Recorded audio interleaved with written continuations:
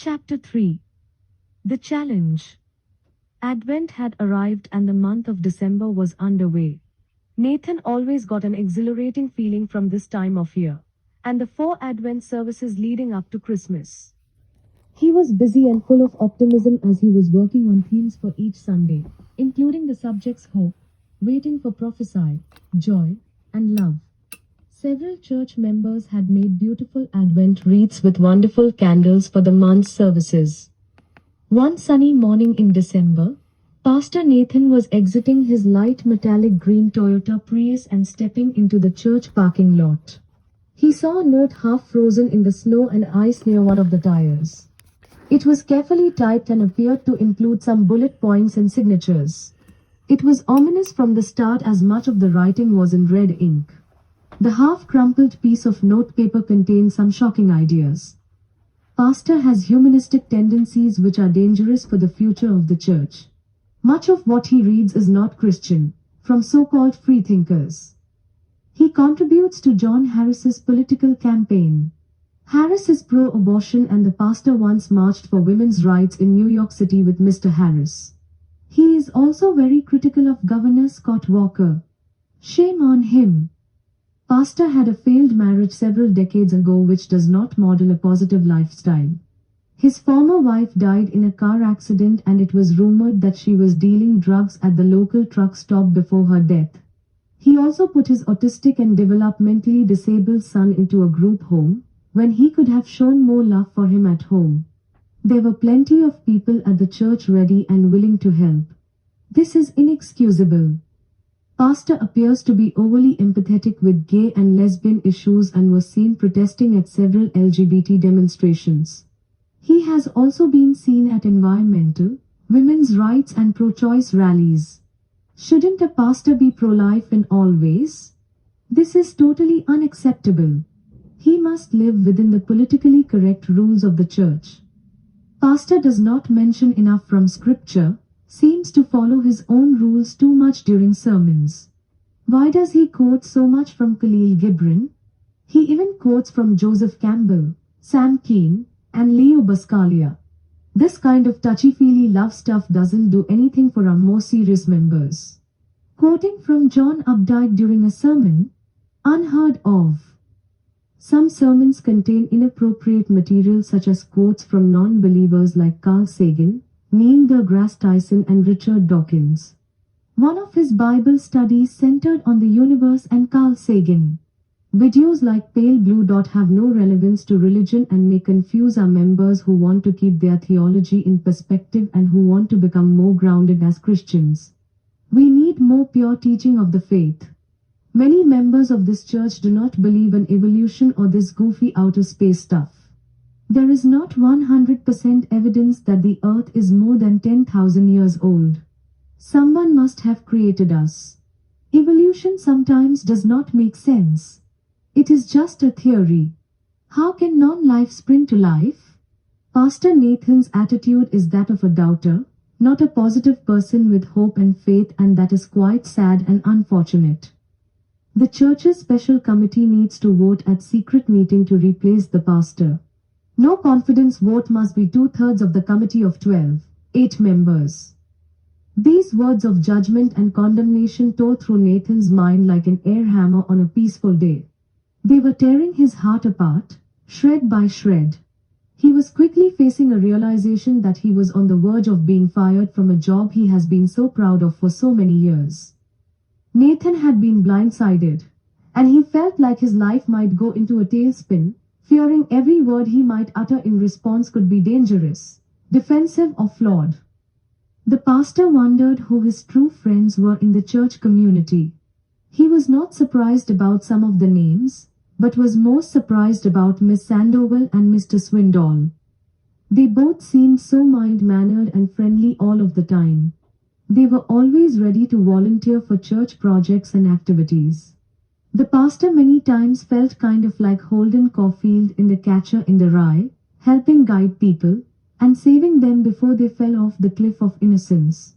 Now it felt like some of the sheep had transformed themselves into wolves and they had knives. They were plotting, and they were far from innocent. They've given their souls for political agendas. Nathan began to seriously wonder whether he had the personality necessary for church leadership. Doubts threatened him like daggers. Life for the pastor was getting very complicated very quickly, and he found himself in a profoundly sad situation. As he surfed the internet, he looked at some questions and answers from a Lutheran website. The question, perhaps the most troubling, is why do bad things happen to good people? According to the site, here is one answer he found from the church. We live in a world permeated with sin. It's a sinful world. Because of that, and since the devil is the prince of this world, as the Bible says, bad things happen to good people. But consider this. A lot more good has happened to people who love God and Jesus than bad. Read Psalm 90 and 91. And consider how God can turn the bad things into good for those who love God. Romans 8:28. God does no evil. Yes, He can cause and allow bad things to come to us, but always for our good. Scripture also gives witness to God punishing the wicked, Proverbs, and punishing individuals and even whole nations for evil, Egyptians, Israel for their wickedness and idolatry, etc. But when it comes to sin, we Christians know that God has punished Jesus in our place for our sins, and that we are not punished. God disciplines those whom He loves. Nathan immediately found the book of Job and discovered some comfort in the words. He also perused letters to a young poet by Rainer Maria Rilke.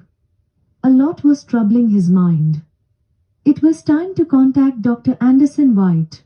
White is a certified clinical psychologist and part-time pastor who specializes in the treatment of depression, aging, family and marriage issues. He had helped Nathan 14 years ago when his sister Paula had a stroke, leaving her partially paralyzed. She was not the same woman after the stroke. When she was in pain, she was mean and very unlikable. Her kindness seemed to evaporate, and she was very needy for the last 6 months of her life, before she had the heart attack which killed her. Paula had died peacefully in her sleep in her hospital bed, and Nathan was right by her side. He never had time to say goodbye, and it was too sad for words. The pastor was confident Dr. White could help him again. It would be so good to have this good-hearted man help him at another crisis point, a painful juncture of his life, a turn towards the road less traveled. Pastor pondered the possibilities of what could happen with this rogue wing of the church throwing complaints his way. In their eyes, he probably could now do no right. After all he had done for them. What a fickle flock, Nathan thought. The pastor would also turn to art and poetry for comfort during this difficult time. Nathan tried not to get too angry, but tried hard to visualize the struggle as an opportunity for growth. The minister remembered that he had a regular appointment scheduled with his favorite psychologist at Dr. White's private office about 10 miles out of town. It was early Thursday morning when he entered Dr. White's therapy office. The scent of freshly brewed office coffee seeped out as he opened the wooden double doors of the 100-plus-old building. The floors creaked as Nathan found his way to the elevator to the third floor of a large group of rented office buildings. Pastor Nathan felt he needed to see someone, as he knew his job was in jeopardy, with or without just cause. He liked the Leroy Neiman sports pictures and his sepia-colored birds in a shiny gold frame. The room also exuded a Monet-like painting of a field of azaleas and a long blacktop walkway at a beautiful resort called the Bay Shore Inn. Azaleas could be such beautiful flowers. The pastor felt an immense sense of comfort there on the couch, where he was free to use all his intellect and to comment on the totality of life's situations. He could say anything that came to mind, and he would not be afraid when Anderson White was there. Dr. White would accept everything he would say in a very Rogerian manner, and then gently reflecting to him his own words. The term Rogerian, by the way, refers to the late Carl Rogers, a psychologist best known for his non-directive therapy techniques and his coining of the term unconditional positive regard. Dr. White's therapy usually lent itself to a unique perspective on personal problem solving. Pastor Nathan needed that soft and kind assurance now more than ever because life was closing in on him now and he was beginning to feel like the time 14 years ago when Paula had the stroke which made her so bitter and mean. Hurting people sometimes hurt others. That's just a fact of life. Pastor is now comfortably seated. He is the first to speak. I'm being attacked at church by members who think I'm too liberal and not faithful enough, Nathan told Dr. White, while handing him the note. I'm afraid they may be right, but I still want to serve this congregation.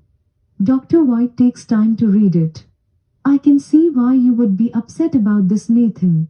What were your original thoughts? Take me back to the time when you discovered the note in the snow. What did it make you feel? The pastor looks down as he talks, and occasionally looks at the window. He avoids eye contact as he begins. I guess my liberalism is showing much more than I had thought. I have always been so accepting of people and now it seems they are turning on me. Dr. White starts in. Sometimes it can seem overwhelming. I think it can be healing to step away from the politics and ask you about how your faith is changing. What are you still confident in? How are you best helping people? Pastor Nathan told Dr. White that it should be obvious to the people of the congregation that he was trying to help. He was more fascinated with the deep questions. The therapist started to worry about Nathan, how he appeared to want to dwell on the philosophical darkness. Nathan revealed how he was fascinated and somewhat bewildered over the concept of faith, that it had this way of being compelling and positively exciting, but at the same time it felt weak, vulnerable and devoid of reason. This fear of the unknown was not quantifiable and not clear. This was scary territory in a way. He did sense a communion with something holy, something much larger than himself, but not easily defined. This was the ultimate thrill for our main character, that he still felt there was something larger than himself neither he nor science could begin to understand or explain. Nathan, somewhat uncomfortable on the couch now, explained how the late Carl Sagan would say in interviews that mankind must be able to separate the numinous from the religious. Could someone experience meaningful spirituality without God? What a scandalous thought! In his mind, he knew human reason was incapable of providing sufficient rational grounds to justify knowledge of whether God exists or does not. This seemed like a more agnostic view of life. With all of the tragedy in life, how could there be a God?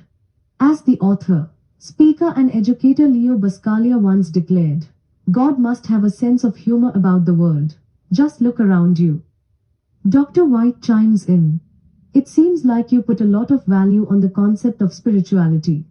You are wondering if a person has to be religious to be spiritual. Tell me more about that. Nathan started to answer Dr. White. Logic and faith seem so different. Heart and mind. This is the ultimate paradox. Religion sometimes takes on a man-made or contrived flavor. I sometimes sense that I am left in these shark's jaws of dissonance only to be welcomed by a very empty sense of existentialism. I remember my philosophy classes at Tilden College, and Professor Arthur C. Dent's favorite philosopher Soren Kierkegaard. The father of existentialism believed that every day must be lived passionately and sincerely, in spite of many strange obstacles, absurd contradictions and distractions. It was the individual who is responsible for ascribing life its meaning and no one else. I think I'm turning to a more abstract conception of spirituality, without God, and perhaps one that is more existential in nature. This scares me. Dr. White patiently listens and waits before responding. I understand you are really questioning your entire Lutheran faith, seeing that you need to look at things differently from now on, he said. I can hear this is painful for you. What would it take to get more of a peace of mind? What new directions do you feel that you need to go in? Nathan told his therapist how he relaxes, including his predilection for J.S. Bach and how his love of Beethoven piano sonatas by Paul Lewis would be great companions for reading in his easy chair. There was something about the writings of Sam Keen that would also settle his mind. It was toccata and fugue in D minor and the fugue in G minor BWV 578, and of course the celebrated work of Jesu, joy of man's desire that would calm his fragile soul. Oh, and yes, Beethoven's Moonlight Sonata was a favorite. There was Mozart's scintillating French horn concerto. He especially liked how Radek Baboyak and his interpretation and performance on number 3. Concerto number 3 started off with a scintillating French horn solo. Our pastor particularly liked the version of the work with the Chicago Symphony Orchestra conducted by Sir George Solti. Listening to classical music would sometimes propel him into another world. He would be able to get sacredly in touch with the profound, the peaceful and the sublime. Pastor would do his best to get away from the noise of the everyday world, the trivial car horns, telephone rings, the yelling in the street and the blare of obnoxious TV commercials. Dr. White shifted his position in his large chair. "You're not a fan of blaring TV commercials, I take it?" he said. "Oh, how I hate most TV commercials, the insensitive, ignorant and boisterous noise of those annoying ads on radio and TV," Nathan said.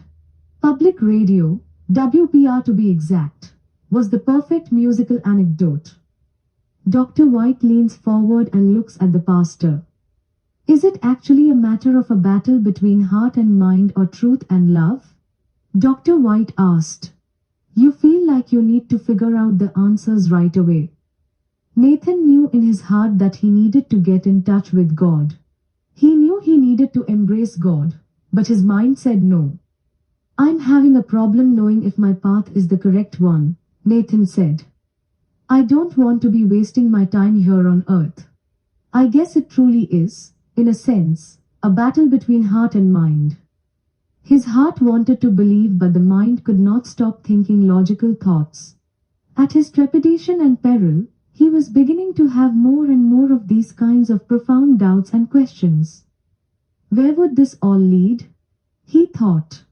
"Well, Dr. White, I actually think I'm wasting your time," Nathan said. "Does anything I'm saying make sense to you?" "Yes, your confusion may not be as uncommon as you think," Dr. White said. "You also seem quite confused about the science versus religion debate and what ramifications that has on your purpose as a preacher of the faith. Is that right?" Nathan sits up on the couch. "Yes, this has been a disturbing area for me," he said. "There are so many taboo areas I cannot talk about as a minister." The pastor had lately become incredibly perplexed by the concept of irreducible complexity. How could molecules begin forming and multiplying into DNA or RNA or any of the basic building blocks of life? This seemed to be the central question. How could non-life spontaneously combine into some sort of life and molecules which replicate themselves? Was God the first mover? If God exists, who created the first mover? Does the universe play games with cause and effect so humans cannot understand? Why did Einstein believe in God? These thoughts could be very troubling but were indeed fascinating at the same time. Were these dark doubts absolutely necessary to side with science, or do we throw up our hands and say God did it? It was Nathan's turn to speak after another long silence. "There appears no way to gracefully integrate science and religion," Nathan said. "They seem to be like oil and water. The extremists of my congregation are threatening a mutiny on the ship. I sense a strange sense of sorrow and compassion for the innocent passengers like Miss Gladstein. What will I say to her now during our weekly chats with muffins and coffee? What could I possibly say?" Nathan also felt sad about the potential ignorance and unsettling anger of the masses. He felt he had the responsibility to give his congregation profound hope and a sense of trust in the future in any way he could muster it. This was not going to be an easy journey. As a matter of fact, to continue the journey with his present doubts could be quite painful. Perhaps it could be beyond any mental pain threshold he has experienced before. Dr. White probes again. "I can feel strongly you have a great sense of responsibility for the members of your church," Dr. White said. Looking directly at Dr. White, Nathan said, I feel an acute responsibility to give the congregation direction, to be a grounding force of spirituality, that ever solid rock and foundation for positive thinking. Nathan's face expressed profound sadness as he explained how he had not always been the rock for members of his congregation. He felt he had let Dave Navison down. Nathan discussed with his therapist how some in the people had lost their way, like Navison, who fled the church in favor of the Church of Scientology. Nathan felt he was making some headway a couple of years ago with Dave, until he decided to head off to California and join a cult, a Ron Hubbard group in the Glendale area. 8 months later, Dave was dead. He had gone into the desert and cut his wrists and was never seen again. Pastor Nathan started to worry about how vulnerable people are when they are not reasoned into something. You can't reason someone out something they weren't reasoned into in the first place. They can be manipulated every which way. Nathan continued, Scientology apparently asserts that people have hidden abilities which have not yet been fully realized and that these can be seized on by following their rules of self-analysis. The conmen of the Scientology crowd felt they had the right to grab and twist people's souls like they were a business commodity. It is believed increased spiritual awareness and physical benefits are accomplished through counseling sessions referred to as auditing. What is auditing anyway? It sounds so mechanical and not personal at all. Through auditing, it is claimed people can solve their problems and free themselves of what are called engrams. Dr. White said, Don't worry, I'm not going to feed you any of that garbage. Dr. White was an agnostic but had great respect for those of strong faith. White was rather complicated spiritually. Pastor Nathan thought about the crazy faith system's utopian aim to clear the planet, a world in which everyone has cleared themselves of their engrams. There is nothing scientific, it seemed, about Scientology, which is apparently its ultimate irony. He would always hate Scientology with a passion because of the terrible things, the irreversible things it did to his friend Dave Navison. Pastor told Dr. White he could not get that awful picture to leave his mind, of Dave, lying there dead next to a cactus plant, with the indifferent and sandy wind covering his body and the vultures waiting for their first chance for a free meal. How truly tragic that a belief system might lead to suicide like this? The worst problem is Dave's suicide also led to the suicide of his son, Brian. Nathan shared in the therapy session about how Brian was 16 and didn't understand why his dad, his idol, would take his own life. 2 weeks later, Brian was dead, a true victim of suicide contagion, an extremely dangerous demon indeed. Suicide contagion is an exposure to suicide or suicide behaviors within one's family, one's peer group, or in society that can cause a ripple effect of other suicides. Nathan continues. Don't you think it's scary that a belief system could lead to a contagion and how it could spread like the California wildfires? I read in Wikipedia about how 42% of successful suicides were caused by this contagion factor. I'm starting to believe not all faith systems are good.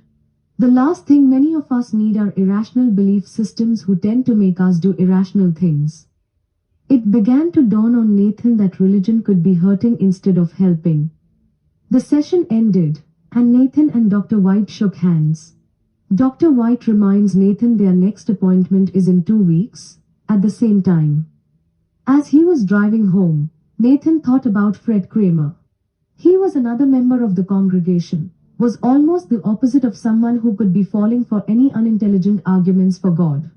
Fred still believed in God, but also believed in evolution. Nathan quickly felt an urgency to read the great existentialist writers in order to broaden his viewpoints.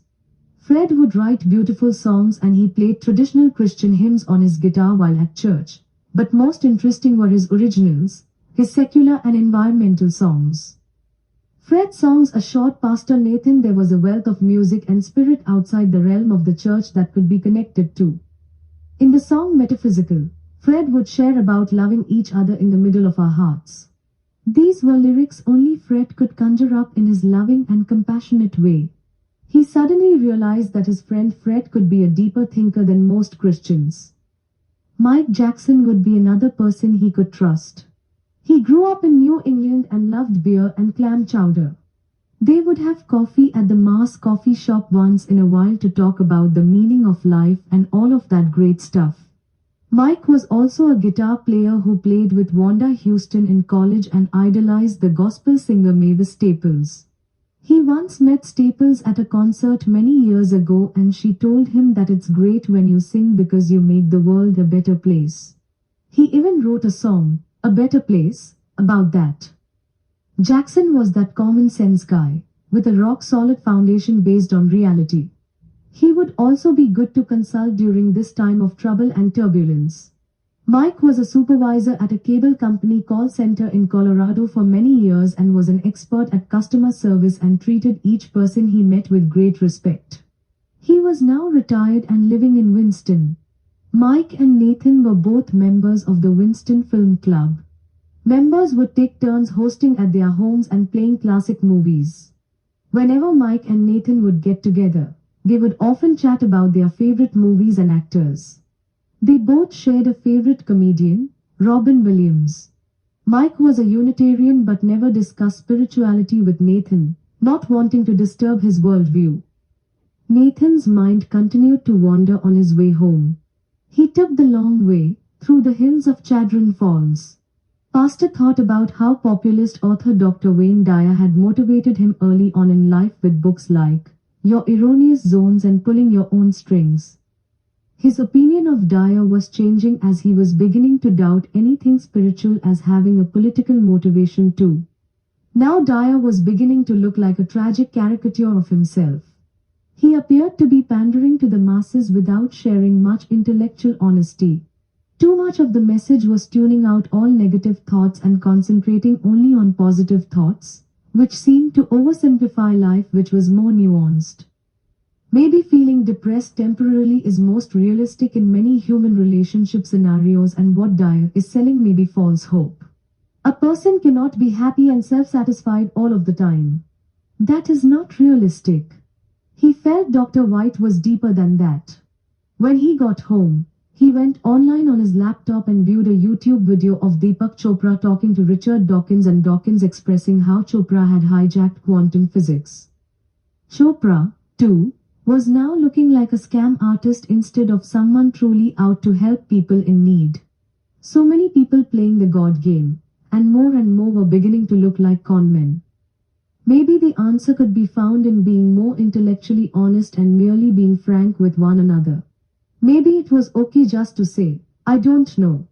Maybe it was okay to live with the questions. Maybe Willie Sunder was right. Maybe a person could be more moral in having openly expressed doubts and intellectual honesty. Was it better to be humble and to use the scientific method to understand the world, or to get lost in group spirituality speak? Suddenly, Nathan thought of religion as potentially arrogant and somewhat bombastic, as a sorry attempt to explain anything meaningful. Was religion producing incantations for brainwashing purposes? Was it hopelessly awash in directionless tradition and ritual? Were all these details that Victor insisted on being correct somewhat absurd and meaningless? Were these obsessions with details hurting instead of helping people? What was the difference between his local church and a cult? Was religion putting ideations forward which are new and challenging, or simply replaying the old ideas over and over again? It bothered Nathan more and more that he couldn't understand why everyone was nodding during his sermons when nobody actually knew the answers. Maybe they pretended to know, but maybe they didn't know at all. Religion now seemed too glittery, an amalgamation of smoke and mirrors meant to tantalize the masses. This opiate of the masses meant to honor tradition and only tradition, responsive to trepidation not truth, answering to shared lies instead of hidden fears. Was everyone lying? The pastor thought, why can't we be positive without God? Nathan is now home from his appointment and settling into his easy office chair in his study. He has a bottle of Newcastle beer at his side. Another troubling thought careened into Nathan's mind as he surfed the internet. He thought of the precise nature of language, and that to truly communicate between human beings the language should be as precise as possible. Both sender and receiver of communication had a better chance of connecting with some truth this way.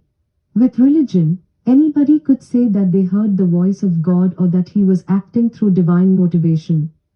Nathan began to wonder if those persecuting him in his own church were under a spell of irrationality. This made him even more confused and angry about the letter he found. Sometimes religion seemed like a scary subjective area where people could simply make up what they wanted to make up to justify any cause. The major difference between faith-based thinking and logical thinking would be faith-based believers could make up what they want to believe first and then could try to force it to be true, while science, through evidence, tries to build logical cases for the truth or falsehood of any given proposition.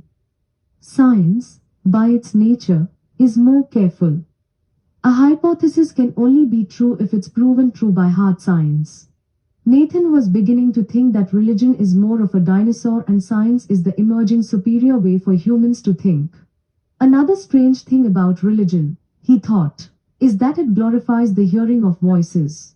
By contrast, science, in the form of psychiatry, would classify the hearing voices as schizophrenia, something to be treated by medication.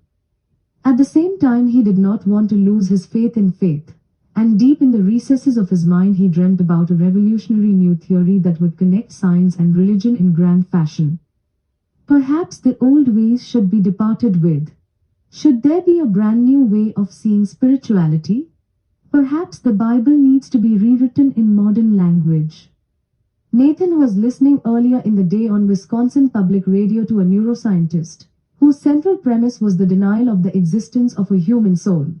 She told the radio audience she is more comfortable talking about everything emanating from the brain and not an unknown spiritual entity. Nathan thought about how if he called into the radio program he would quickly put things in perspective for the guest. Nathan would approve of the word soul only in poetic and imaginative language, but not in literal scientific language. How does science define love? And the most troubling thought, perhaps, that the church council and church personnel committee could do anything they wanted with him because God told them all what to do. No rationality necessary. He felt like a squirrel caught in a cage. Still, Nathan felt a great emptiness when he thought of being away from God. With tears and trepidation, the pastor reaches for the phone. He felt the need to do something drastic. He remembered how the president of the Lutheran Church, Missouri Synod had been warm to him when visiting Winston a couple of years ago.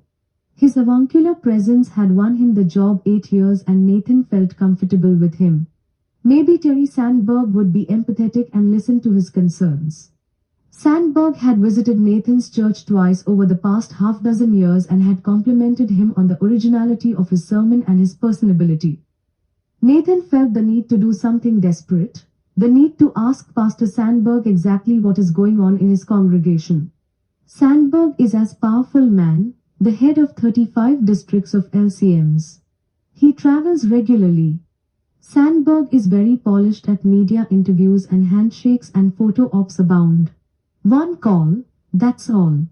That silly lawyer on TV's voice kept playing in his head. It would be a risk to reach out to such a powerful man. The phone was ringing after Nathan dialed the number to the Kirkwood, Missouri office. The coarse-sounding secretary's voice picked up after only 2 rings. Wishing you God's peace. Hi, this is Lily, the administrative assistant to Mr. Sandberg. How may I help you?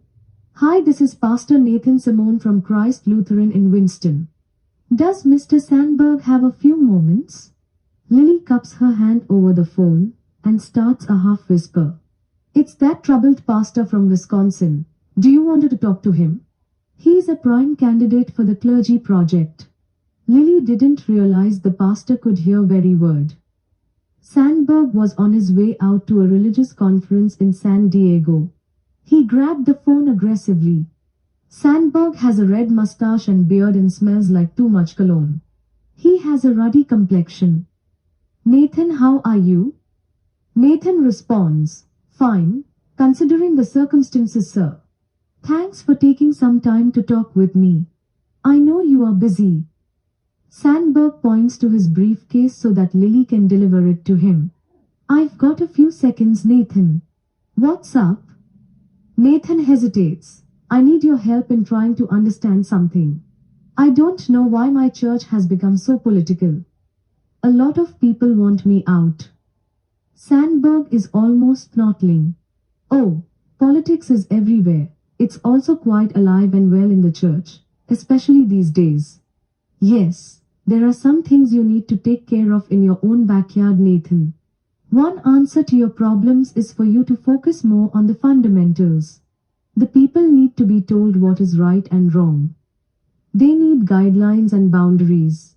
Sermons are not just about gazing at the night sky and wondering about existence. These people need direction. Fundamentals, my boy, fundamentals. More firmly ground your sermons in scripture and you will be going in the right direction. Right now, it seems that you are flying blind. It's up to the church council. I'll sign off on whatever they decide. Good luck, my friend, I've gotta go. Nathan speaks up, but, click. The pastor wonders why he called at all. Pastor Nathan now has sudden flashbacks to when Carl Otum declared that the pastor had no backbone. The very conservative member berated the preacher in the church hallway for close to 20 minutes, saying that he was too laid back to lead a church and that it was a joke he got into any leadership position. He claimed being a nice guy was not enough, that he had to have a moral fiber, a backbone built more solidly on the word of Christ. Carl kept repeating how much a well-grounded spiritual foundation his was and remarked that he felt sorry for people who did not own such a foundation. Not everyone can understand, much less attain my level of spiritual growth, Carl said. Chapter 4. Repentance. It was a warm March, warmer than it had been in the past 100 years. During the past few weeks, the temperature was hovering in the mid-70s and the normal high was closer to 40. It may, in fact, be some partial evidence for global warming or climate change, a concept which some church members didn't want to embrace. It was 3 months since Nathan found that frightening letter in the parking lot and now the agenda items were there for all to see. Sunday, March 4, 2012. There was a meeting after service which the members called Repentance. There was to be a panel of church leaders asking questions to the pastor about his job performance. At the end of the meeting, a decision on whether he should be expelled from the church could be made. Someone had put a pernicious and partially misspelled poem in the pastor's mailbox in January telling him to repent or he would go to hell. That's right, hell with one L. He suspected it was Victor's doing. He was not the best speller. The pastor was starting to get nervous about the meeting to which he was called, involving several members of the church board. These people were serious as a heart attack. The members were concerned the pastor has humanistic tendencies which are dangerous for the future of the church. The bullet points listed for the meeting were: 1. Comments from Christ Lutheran Church Council and personnel members on ministers' fitness for job, discussion. 2. Pastor Nathan's responses, discussion. 3. Possible correction action/action plan. The members of church council and the personnel committee, discussion and possible action. 4. Adjourn. The chairs were aligned perfectly in the conference room. Church council and personnel committee chairman Eugene Everson was sitting at a long rectangular table up front beneath the large picture of the Caucasian Christ. In Nathan's mind, Jesus looked a lot like the carpenter who built his house. The room was antiseptic, recently cleaned as a matter of fact. There was also a scent of lavender and a draft coming from somewhere. Everson opens up the conversation. His voice has undertones of somber lambaste and judgment. Do you know why you are here? Everson said. You are here so we can determine your long-term fitness for the job. We have some concerns that you are not a good fit for your position. Especially troubling, and many would agree, is you have these free-thinking tendencies that upset the church family. As a pastor, you are not always free to speak your mind and you must be very judicious and tactful in how you present yourself. You are a role model and these people need direction. We have a concern you are falling away from the expected professionalism needed in this office. This is a very tough job, And sometimes we're concerned you are not the best match for the job. Do you understand? You cannot do whatever you want to do. There are rules here. We have written an official letter of concern to Mr. Sandberg also. This is serious. Pastor Nathan carries only one thing with him, and that is a copy of the prophet. I have my books and my poetry to protect me. I'm shielded in my armor. Paul Simon. The pastor looked at all of the members of the church council and personnel committee at the table, each one for a few seconds. There was Eugene Everson, a retired electrician, Dave Denning, a woodcarver, Thomas Steinbrenner, a lawyer, Jim Proctor, high school teacher and coach, Victor Munn, retired, Charles Beale, a reformed alcoholic and factory worker, Phil Connolly, the car dealer on Monteith Street, Venice Barkey, the local baker, Gladys Smith, a librarian, and Chris Beale, a retired plumber and the church's music director. Nathan states to the committee, "It is absolutely imperative, as you and I understand, that I act out of love instead of vengeance or hate when executing the duties of this office." A good book by Khalil Gibran has a lot to say about the power of love in many contexts, including the one we exist in now. Pastor reads aloud in a tone full of righteous conviction from the prophet. He threshes you to make you naked. He sifts you to free you from your husks. He grinds you to whiteness. He kneads you until you are pliant. And then he assigns you to his sacred bread for God's sacred bread for God's sacred feast. All these things shall love do unto you, that you may know the secrets of your heart, and in that knowledge become a fragment of life's heart. During your interrogation of me today, all I ask is that you treat me as Christ would. That's all I'm asking, states Nathan. I also ask you, as Christ would, to love one another. Last I heard, Jesus Christ was a fairly nice fellow. The preacher had memorized some New Testament quotes such as, "Whom having not seen, ye love, in whom, though now ye see him not, yet believing, ye rejoice with joy unspeakable and full glory, and being made perfect, he became the author of eternal salvation unto all them that obey him." For some reason he could not find a good place fit them in the discussion. Suddenly those words seemed more lifeless than they had ever been. The car dealer's eyes light up before he speaks. "There you go with the weird shit again. Are you trying to get smart with us?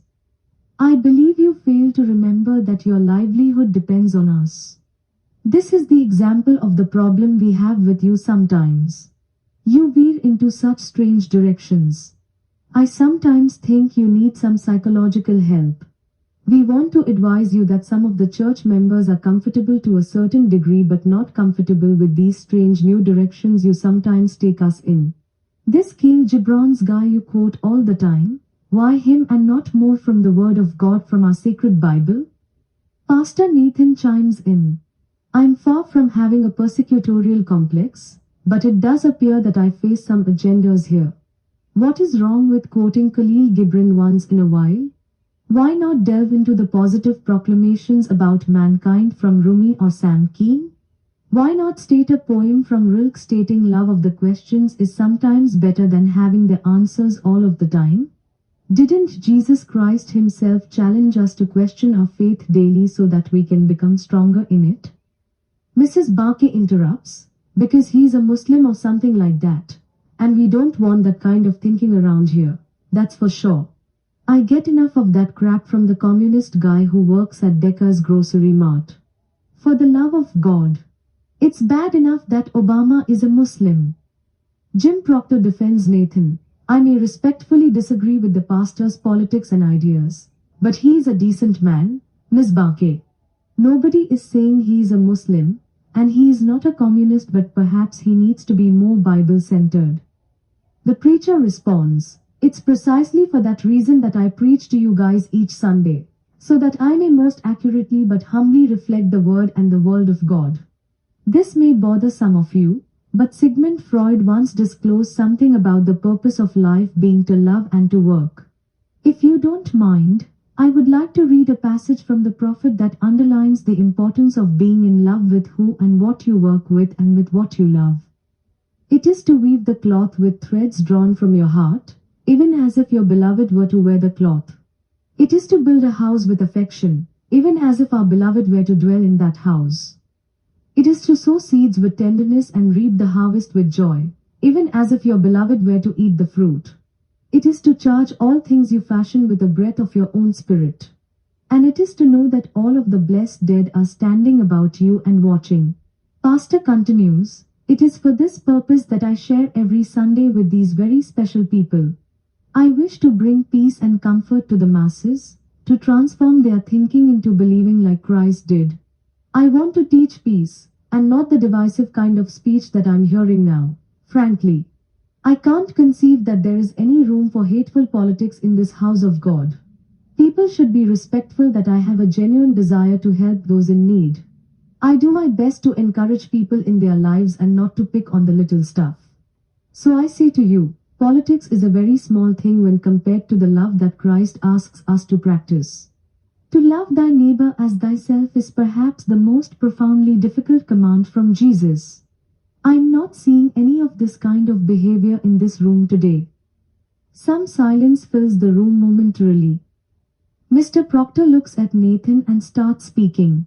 You are a very likable person, Nathan, but we are looking for a change in your perspective and your willingness to do this. To be honest, we are looking for a confession so we can forgive and move on.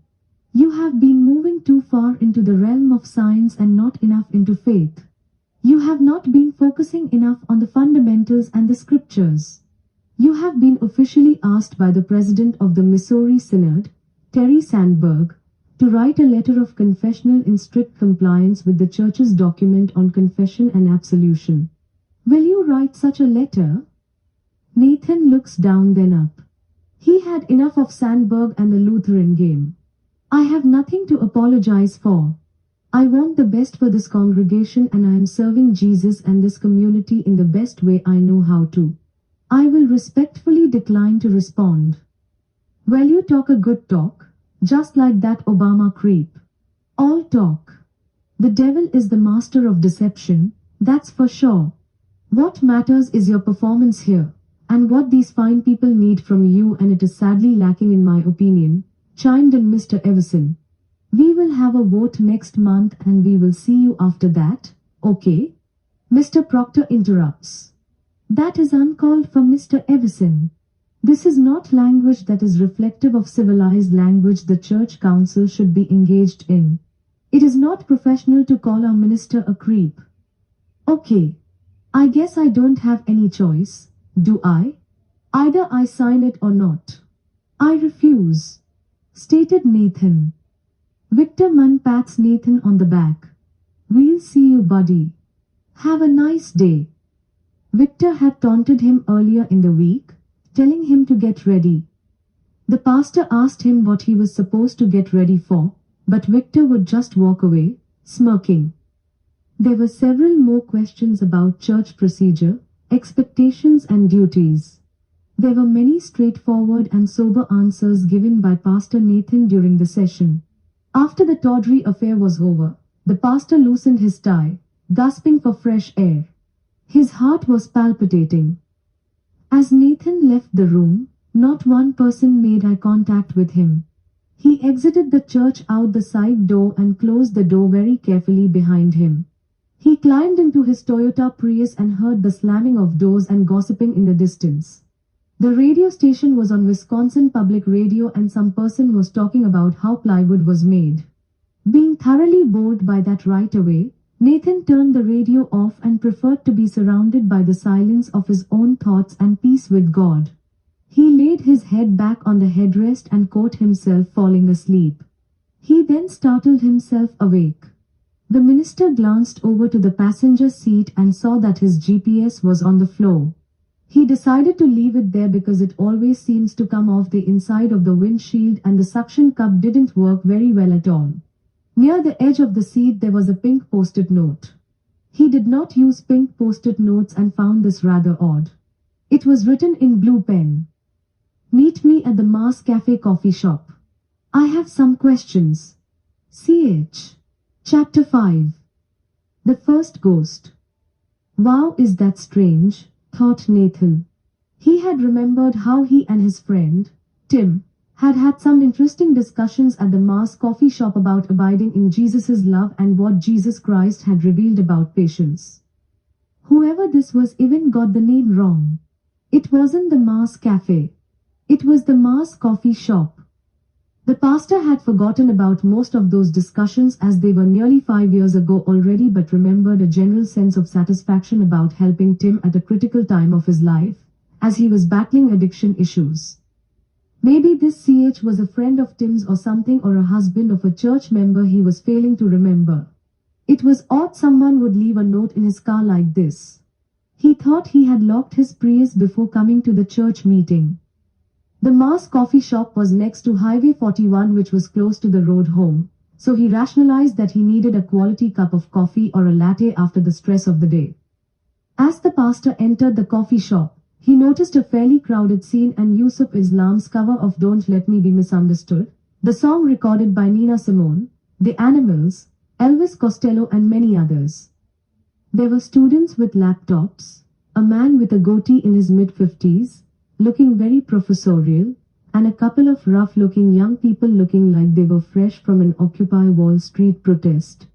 One of the young people had a sword tattoo on his forearm and the other had a ring through his lip, wearing a sweatshirt with a skull on it.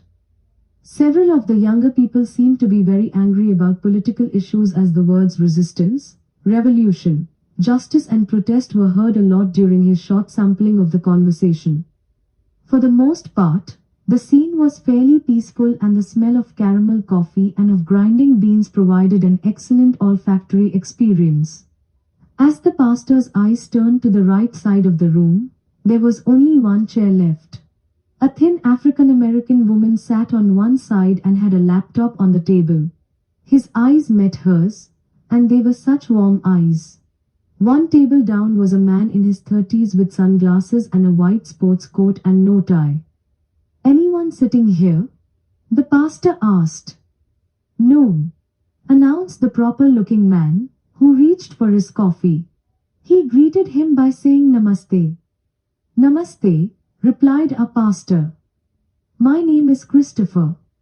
Chills crept up Nathan's spine as a fire would climb up a dry pine tree. "You're CH?" "Yes, I am," gracefully came from his lips. His welcoming eyes looked right at him, stating, "We are the way, the hope and the life." "You had a tough meeting back there. There are some folks who don't understand you and believe you are trying to trick them. I know that to be far from the truth." Nathan was starting to get scared. Why would a man he doesn't even know be following him? "Were you tailing me from the meeting? You left that strange note to screw with me, didn't you? I don't need this today." Nathan is now raising his voice and the guy with the tattoo is looking in his direction with some anger. "Calm down. I'm not here to hurt you but to empathize with you and to assure you that I'm always with you, more so in times of trouble."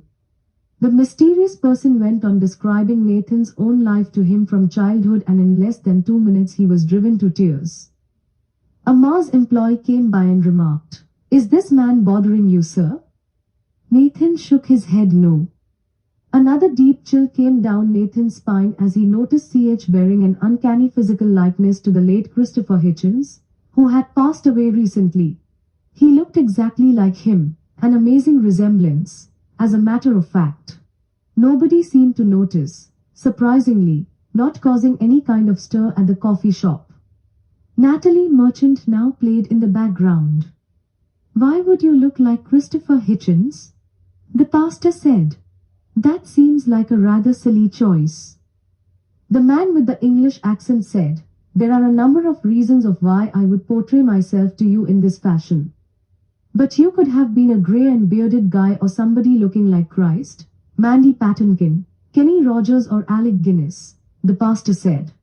"Why this image? Compassion, equality, and the profound magic of peace and love for starters. I also wanted to challenge your traditional conceptions of God, to open up your mind a little," the man said. "I want you to see that spirituality can be infinitely abstract, truly amazing and quite wonderful. I could have come as someone else. Would that have been as good? I think not. Don't worry, to the rest of the people in here I appear to be a college professor in my late 60s. No worries, Nathan. I've got you covered. The voice was certainly that of a young Chris Hitchens in all its urgency and exuberance. I'm using Chris's body image to help you have a revelation that spirituality is infinitely abstract. I exist, but the rules made by organized religion are far off what the truth really is. The universe is incomprehensibly abstract, and as Rumi once eloquently stated, behind every atom of this world hides an infinite universe. We need to start over with some more simple conceptions of what it is like to be faithful. Back to religion. Even though Christopher was an atheist, he has made it into my heaven. What others thought of him is not an issue. What I think of him is the only issue. Much like Chris, you face a great spiritual crisis and you are compassionately engaged in debate with people you deeply care about. You have people in your church who believe you are doing the wrong thing, yet you love your job. This is a true dilemma. The key is to try to find a way to win them over to your side. Love your enemies, Nathan. This is why Chris loved to debate with people on the God question, because he had such a great love for mankind. He owned a passionate desire to convince souls one at a time to use reason to solve human problems instead of relying entirely on blind faith.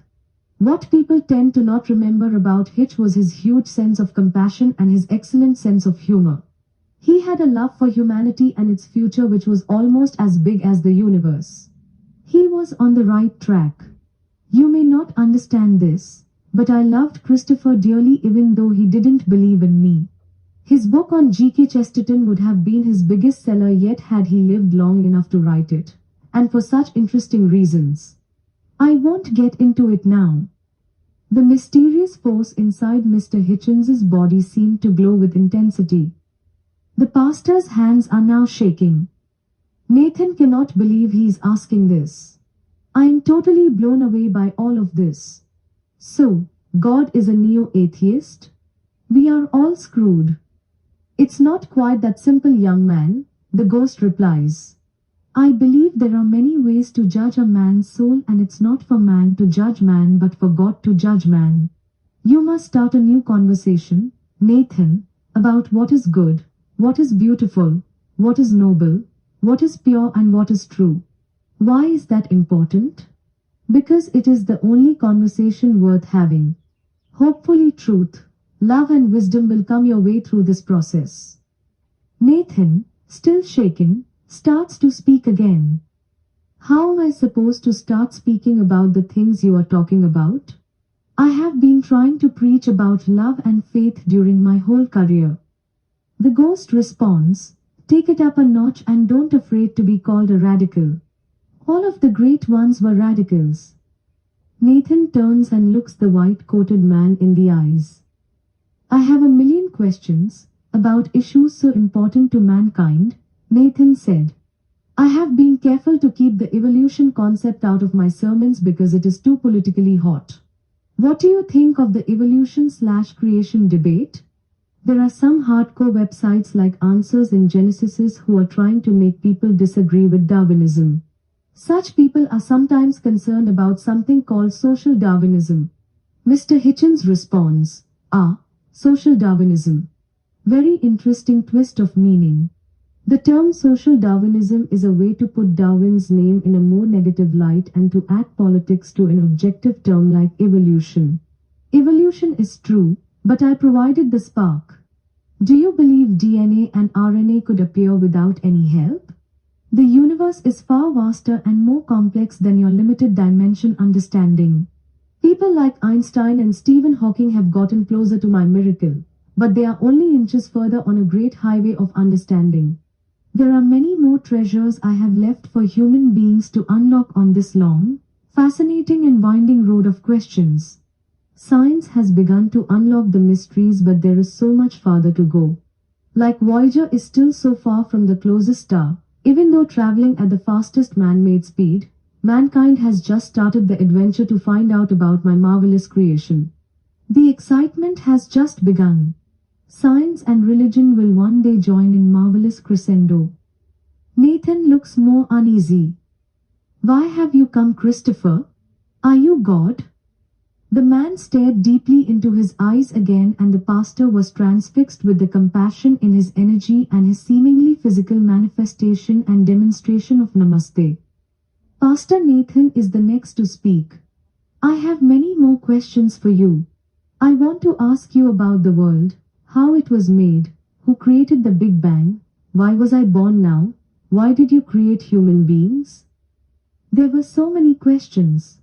The pastor was feeling manic trying to get them all out in a coherent manner. Was Jesus a real person? Nathan asked. The mysterious man replied, yes, he was very human. I was so saddened when he asked why I had forsaken him. At that point, my love for him and the human race could not have been greater. The crucifixion was the saddest day for me because I know how much Jesus loves me. That's what makes the cross such a powerful and poignant symbol, a symbol of torture but also new life. The people clearly did not have any idea what they were doing when they killed my boy. They had no freaking idea. I'm getting ready to send another person out to the world, and she is a girl. Maybe humankind will get the message this time around, but I'm not holding my breath. You're going to send a woman to die for the sins of mankind? That would blow people's minds, Nathan said. He made a hand motion near his head signifying a bomb going off, blowing a fictional puff of smoke with his mouth. Not necessarily, the mysterious man said. We'll see how it plays out. She may end up at a mental hospital. There are a lot of ways it could play out. I plan for my daughter to be autistic and capable of savant skills that are truly out of this world. We'll let the world judge whether it is a miracle or if it is merely brain chemistry. My daughter Sandra will help human beings understand. She may even write a new version or portion of the Bible. Sandra will be persecuted, and I will be with her through all her pain, just like I was with Jesus. She will teach people to stretch the definition of spirituality beyond conventional thinking, far beyond conventional thinking. This will be a test of how compassionate the masses can be to someone who is far different than themselves. Accepting Sandra is somewhat analogous to accepting the truth of me. I wanted to try something new. Does that increase your level of understanding? I want you to understand the methods of my madness, so you can tell others to not be afraid. Let your heart not be troubled, for I am near, closer than you think, all the time. Spirituality can be expressed, and in many ways the atheists are closer to my truth. This is so hard to take in, Nathan said. He was almost stuttering as he spoke. In all of my training for the ministry, in all of my Bible study classes, in all of my sermons, I've never heard of something as abstract and difficult to conceive as this. This takes everything to a new and strange level. This is truly original and creative. So, how did you create DNA? It cannot simply form by itself. Good question, Nathan, responded God. The white-jacketed prophet continues, life was formed through spans of time which are impossible for human beings to conceive. That's part of the secret. Humans tend to look at things far too concretely. What about Michael Behe's concept of irreducible complexity? Nathan asked. The ghost fixes his glance briefly on a woman named Gabby serving 2 caramel macchiatos and comes back to Nathan with penetrating eyes. Great question, Nathan, he said. You're starting to think at a deeper level. I'm familiar with the debate regarding bacterial flagellum and complexity of the eye. I know about Michael Behe and his debates with scientists. The irreducible complexity of essential cellular structures has been rejected by the vast majority of the scientific community. I agree that Behe is assuming a lot, and the truly humble and good way to achieve knowledge for human beings is science and not making up stuff. What I don't like about Behe is that he is stopping his thinking process at a certain point, and that is not good. I don't want the questions to ever end. What humans don't realize is that there is a great way to blend science and spirituality, and that the two are far from being mutually exclusive. Even modern-day atheists have a point. Their skepticism is actually a compliment to me because they are digging deeper for the answers. If you look up atheism in the dictionary, you get something similar to the following. Atheists tend to be skeptical of supernatural claims, citing a lack of empirical evidence for deities. Rationales for not believing in any deity include the problem of evil, the argument from inconsistent revelations, and the argument from non-belief. Other arguments for atheism range from the philosophical to the social to the historical. Although some atheists have adopted secular philosophies, there is no one ideology or set of behaviors to which all atheists adhere. Many atheists hold that atheism is a more practical worldview than theism, and therefore the burden of proof lies not on the atheist to disprove the existence of God, but on the theist to provide a rationale for theism. When you look at that view in total, it is very humble and intellectually honest. Atheists don't assume more than they actually know. Many of them have a problem taking the leap of faith, which I am infinitely empathetic towards. An atheist who is a good person in many ways is far better than the unethical person who uses religion to control the thoughts of the population.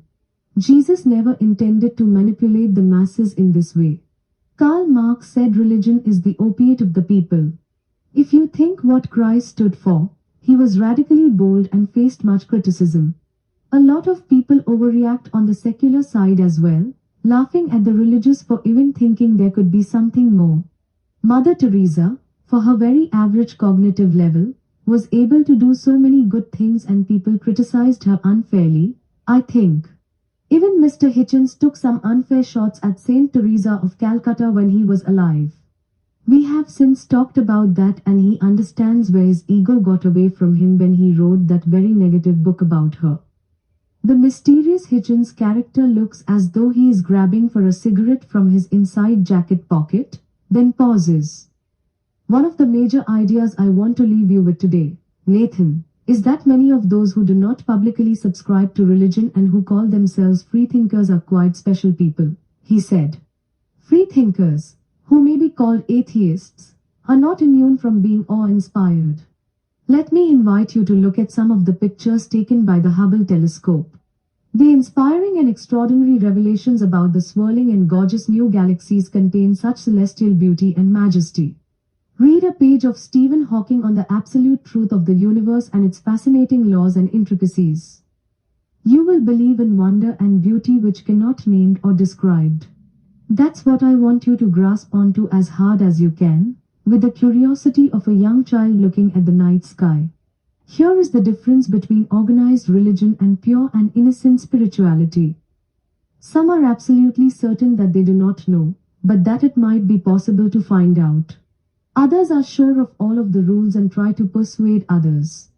Doubt, innovation, creativity and inquiry are the only means by which wonder and beauty, awe and symmetry can be discovered. Beyond those peaks, new wonderful peaks will arise. Others say that they know how God created us and have 100% certainty. Open your mind to possibility that those who call themselves pious and faithful may be farther from me than the honest doubters. I have not given up on the atheists. There's a profound thought I want you to carry with you and cherish, and that is the concept of unconditional love. This kind of love will save the human race. Before we can practice this kind of love, this agape for one another, we must be intellectually honest with ourselves and courageously face our own dissonance. I also challenge you to have more faith in each other. That's where it starts. I command you to love one another. The man with the tattoo on his arm is beginning to stare at the two and makes a sardonic joke about the old professor guy who looks like he is about to keel over. Hitchens ignores the comments and is concentrating on Nathan. As long as you care with your whole heart and you care about each and every human being, then you are in step with my plan. I've given humans freedom of choice simply to make it a little bit more interesting. The ideas of God and creation are much more abstract than any living person can conceptualize. Just by being human, you are my miracle. You have to believe that in your heart. I know there is a lot in Luke 21 about the end of the world and everything, but man has the power to make it a better world. Armageddon does not have to happen. I repeat, Armageddon does not have to happen. You have patience that can possess your soul as times on earth become more and more difficult. The apparent certainty of Armageddon is perhaps the biggest falsehood when people try to interpret my teaching. The allusions to Armageddon are a reference to what could happen if humans are not able to get their acts together. Hitch stared out the window, then gazed deeply into Nathan's eyes. It was almost like he was trying to hypnotize him. Nathan had never seen something so strange before. Hitch takes a deep breath before starting in. The eyes are the window to the soul, and the truths of me are beautiful and infinitely colorful chasms of light. You still have amazingly hopeful and faithful eyes, Nathan. That's one reason why I'm here with you today. You are beautiful, and I am beautiful, and I love you. The man with the tattoo starts staring again, more intensely. Nathan was close to numb now because there was so much coming at him at one time. It was like a sensory overload, or possibly an extrasensory overload. Nathan was now convinced that he was witnessing something very special. He asked the spirit, "There are so many questions I want to ask you. I still have deep concern over the aggressively warlike and vindictive part of man."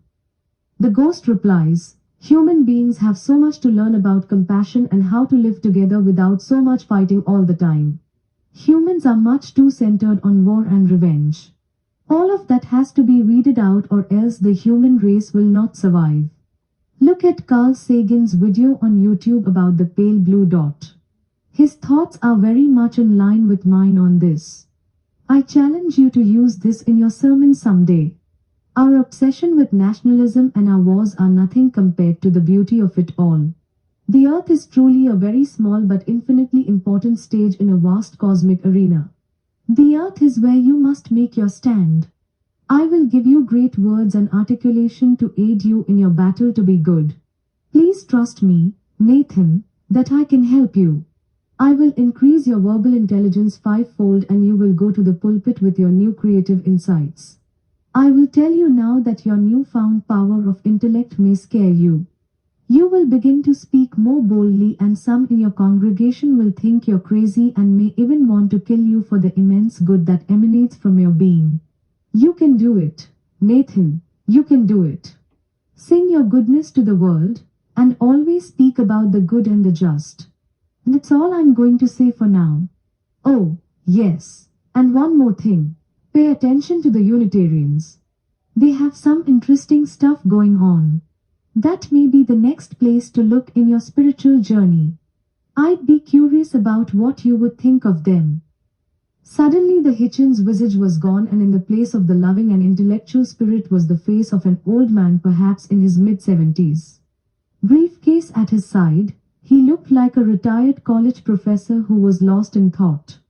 The professor averted his glance. Nathan then jumped out of his seat and swiftly went out the door of the Mars coffee shop. He glanced back just once and then saw someone who looked exactly like Mother Teresa, the Albanian saint, giving him a namaste sign and wishing him good luck. Nathan thought to himself, "Wow, this the first ghost I've ever seen in my life. I must be hallucinating. What can all of this mean?" Nathan's hands were shaking as he grabbed the handle of his car door. He glanced back again, and the man with the tattoo was staring at him and shaking his head with some kind of disapproval. Nathan felt a tinge of fear and jumped into his car. He remembered that he never paid for his coffee. He lifted his head off the headrest. He turned the key, and Wisconsin public radio announcer was still talking about plywood. The GPS was still firmly attached to the inside of the windshield. It usually does not stick that well in the wintertime. The announcer does a segue and continues, "Next, an intimate conversation with folk singer and philosopher Peter Mulvey on the concepts of gratitude and friendship." Chapter 6. The first sermon. The congregation packed the church. People were talking.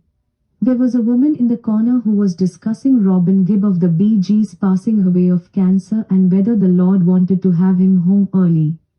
Colon cancer was not a friendly way of exiting the world. Others were talking about a recent church trip to the Chicago area to visit and study historic Lutheran churches. But all eyes were on Pastor Nathan. What would he say this week? Nathan had butterflies before his talk and felt the sudden compulsion to be more precise but more daring with his sermons, to use the words which would most accurately describe his thoughts. He sincerely wanted to express God's true words through much more detailed articulation. He wanted to try to do what the Hitchens ghost had told him, to not be afraid and to let his honesty and feelings flow. Pastor Nathan got ready to commence his sermon after several Bible passages and hymns, the sharing of the piece and special music, courtesy of Mrs. Edna Chadwick at the piano. Irma Gladstein arrives at her seat at the last minute. She had been at the hospital for 11 straight days with Mike Cranmiller, the retired electrician, who had been dealt the vicious card of pancreatic cancer. She was a loving example of what Christ meant when he commanded us to love one another. Irma, a petite woman, 4'8", walked the walk and talked the talk. The minister had given many sermons, but this one felt special, almost like the very first he gave many years ago. It certainly was the first he'd given since seeing something supernatural, something unexplainable. He couldn't get this man Hitchens out of his mind, couldn't get his soothing and reassuring voice out of his soul. Even though he felt substantially distracted, Nathan was full of monumental self-confidence as he started in. Where did this mysterious energy come from? The Lord says he loves all of his children. You are all his children. Irma, you are 92 and you are his child. Raymond, you are a young 17 and you are also a child to God. He deeply cares about you more than you would ever know.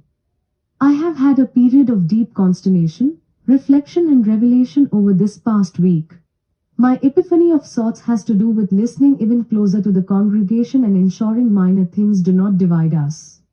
As you know, there are some people in this church who believe I have shortcomings which are getting away from the true teachings of God. We have political things going on in this church which are getting in the way also.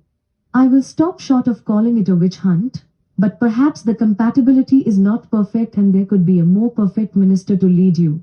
But maybe, the Lord God in all of his wisdom, could choose a more imperfect one like myself to give you his word. There is a lot of responsibility inherent in leading with the Spirit, making the truth of God known and showing his true compassion to the world. That's almost too much responsibility, isn't it? I plan to make some changes around here. I think I've alienated some members of the church, especially those who cling to right-wing politics. Politics should not matter at all when it comes to spreading the good word of Christ. He looked squarely at Victor Munn and Eugene Everson of the church committee. One person called me racist the other day. This must stop. My goal is to win you over and to help you be more comfortable with everything about the church. God doesn't care about where you are on the political spectrum and who you vote for. He is much deeper than siding with a person based on if they vote for Governor Walker or his opponent. I don't think that God cares who you vote for in the presidential race either. As a matter of fact, I'm quite sure God is upset about the deep political divide in this country and is quite sad that people are fighting over relatively superficial things. God is infinitely kind and does not fret over such matters.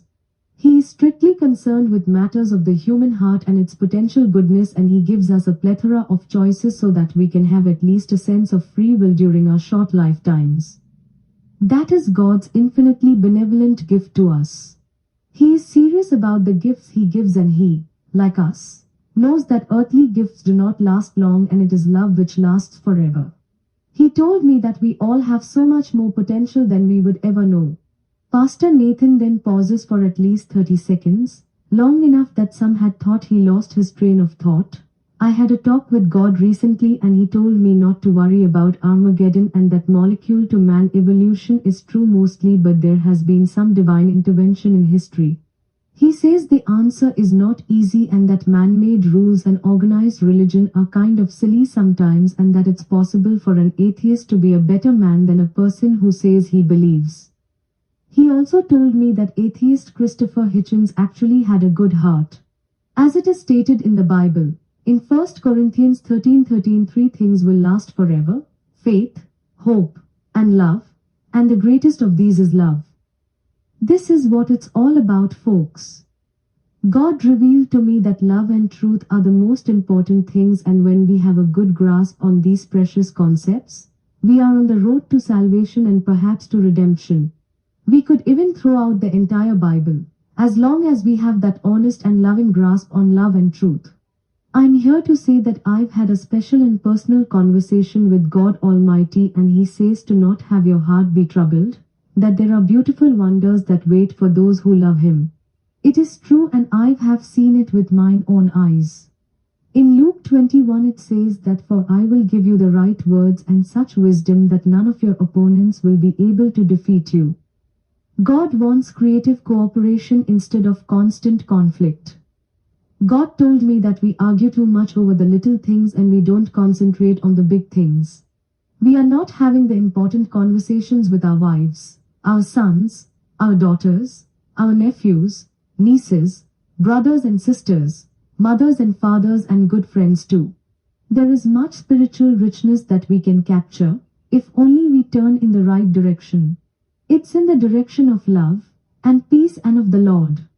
I want you to think in terms of communicating as much love and meaning in each and every conversation you have. God also told me that we have a secret love within us that, if uncovered, leads to an infinite treasure of connection and understanding with your fellow human beings. We all have the key. We simply need to figure out how to open the treasures. It says in the Holy Scripture that God hopes that we look in the right places for opening up this love. When the atheist scientist Carl Sagan was very sick with cancer, in his final day, he talked at the hospital with one of his best friends, Stephen Jay Gould, and the topic was not science or truth. It was not about theoretical physics or mathematical equations. It was about love. He was turning to God at the last minute. It was beautiful. The way and the light is all about caring for our brothers and sisters and taking care of the ones we love.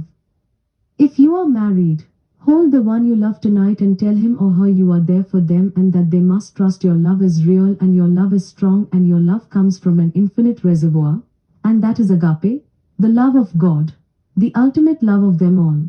I want you all to be actively engaged in a joyful effort of passion. This passion is the novel of your life. Think about a wide-eyed amazement a child of 6 may have when he or she sees something wonderful. Build your own spiritual cathedrals. Know that there is great joy to be had in this life. Look at the night sky and the wonderful beauty and the stars and see the infinity of God. Truly see that this world is full of beauty. This is the world which has been made for us. I know a landscape artist named David Parable. He is a person I would say is my friend.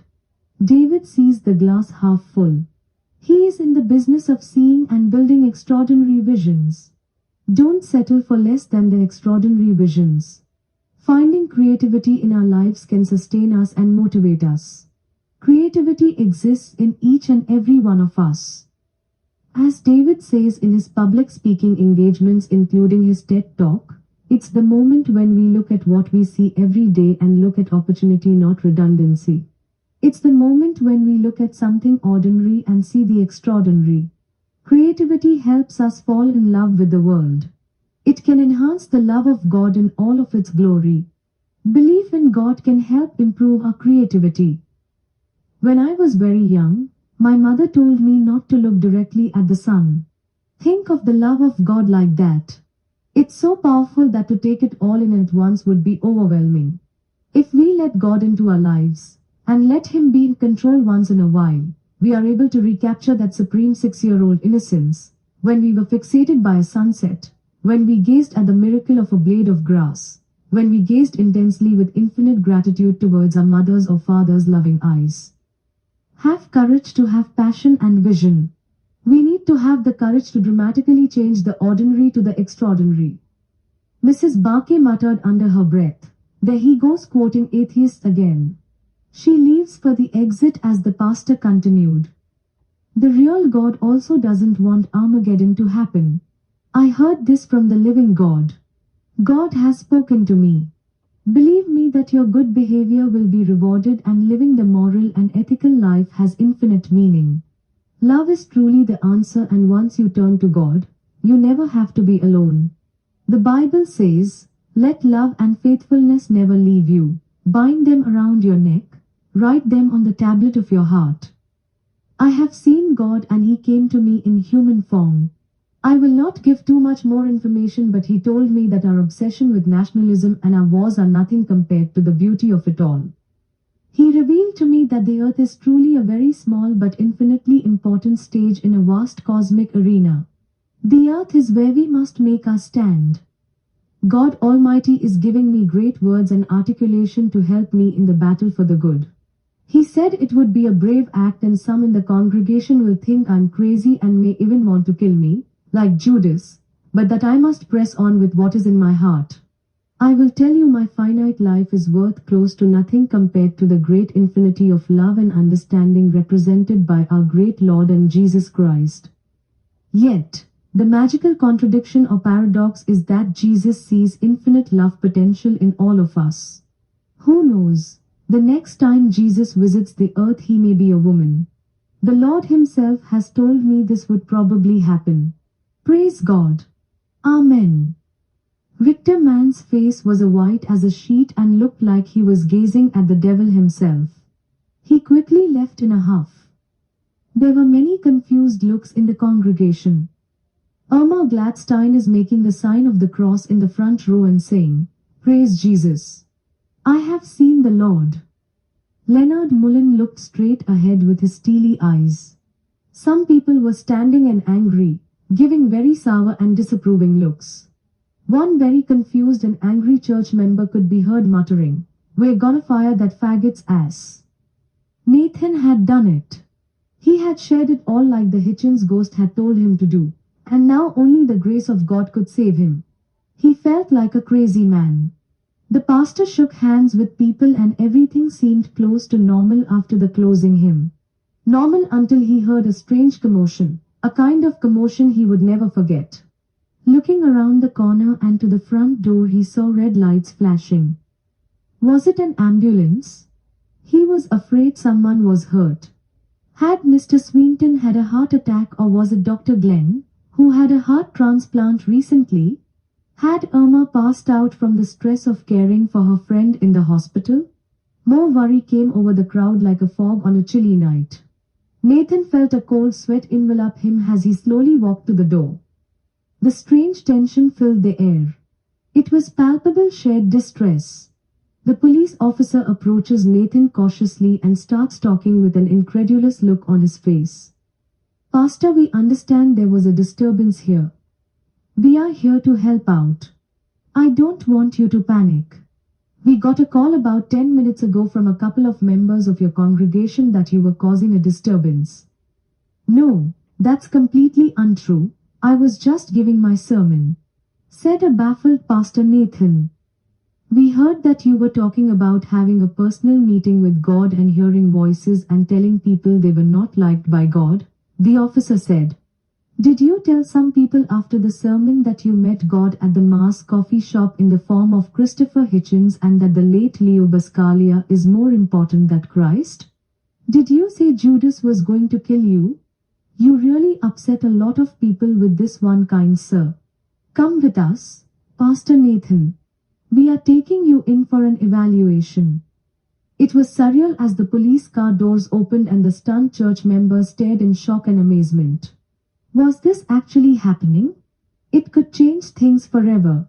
Involuntary commitment is a legal process through which an individual with symptoms of severe mental illness is court-ordered into treatment in a hospital. After a quiet ride in the police car, the doctor examining Nathan at the hospital told him that this was to be the shortest commitment in the history of St. Anne's Hospital. Someone even told them that the pastor was throwing things around in a rage, which never happened. Mrs. Barkay had called from her home after leaving the service saying anything, apparently to make the authorities think they were dealing with a crazy and violent man. The pastor talked with the psychiatrist on duty, Dr. William Lightman, and he was not given a battery of tests like most people who are committed. As a matter of fact, Dr. Lightman was laughing at the events that transpired, calling this a silly misunderstanding. Lightman remarked, "When the police got the call, they said it sounded like you might have been knocking chairs over, throwing Pascal candles or trying to poke people in the eye with a cross. We don't always know what we are going to witness until we get to a scene. We didn't know what kind of disturbance we were walking into. Over the phone, it sounded like one. The reason we are bringing you in is to keep the peace. When you get out, you can explain to the church council it was all a mistake. Of course, only you can be responsible for what you say or do in church." "So, I can go then?" uttered Nathan in a soft voice. "Yes, you're free to go." All night long in his study, surrounded by all those scholarly books, Nathan looked up the definitions of agnostic and atheist in Wikipedia, reading and rereading them as he would a Bible text. He also picked up a book of Christopher Hitchens' essays that Willie Sunder gave him, and was for the first time, profoundly fascinated by the questions posed by the intellectual. He was overcome with this mysterious passion to read Hitchens like never before, to truly try to understand his side. Suddenly he was not afraid to read the most hated atheist in the world, and as the strange spirit had taught him, Christopher may have had a better grasp on truth, ethics, compassion and love than most. The pastor also became quite enamored with and fascinated by debates that went on in the 18th century about the divide between science and literature, and Nathan was wondering if there were parallels with his obsession with the divide between science and religion. Bibliotherapy is what the pastor needed right now, more than ever. During tense times he would read, and that would be that elixir that made focusing in on the important issues somewhat easier. It also seemed to make it more manageable to cogently understand the complexity of life's challenges and problems. He was beginning to understand how truly complex reality is and how fragile and infinitely valuable his life was. According to Hitchens' ghost, he was still capable of making a huge impact on the world in his mid-50s. Nathan was filled with a new sense of confidence. He was now rather preoccupied with making of the biggest positive impact possible, now that he felt armed with a greater and more profound sense of reality. Chapter 7. The Second Ghost. 4 days later, and our good pastor was in the Target store in Winston looking for some odds and ends. The church council had asked him to attend a special meeting on Friday morning, just 2 days away, and shopping would sometimes take Nathan's mind off of the most disturbing questions in his life. Major anxiety was now fully making itself known. Nathan is expecting to be fired by a majority vote from the church council and personnel committee. Looking at items in a store could be very relaxing. Soft music was playing in the background, probably some consumer-tested sound that would calm the customers and subconsciously cause them to spend more money. As Nathan usually did, he came out with something even though browsing was the intention coming into the store. 2 colorful spring shirts and new CDs from Coldplay and James Taylor were the items of purchase. At least the purchases didn't exceed $40, which was the amount of a recent holiday gift card he'd been saving. The pastor felt a bit drowsy as he was leaving the store and found himself leaning heavily against one of the display counters near the exit.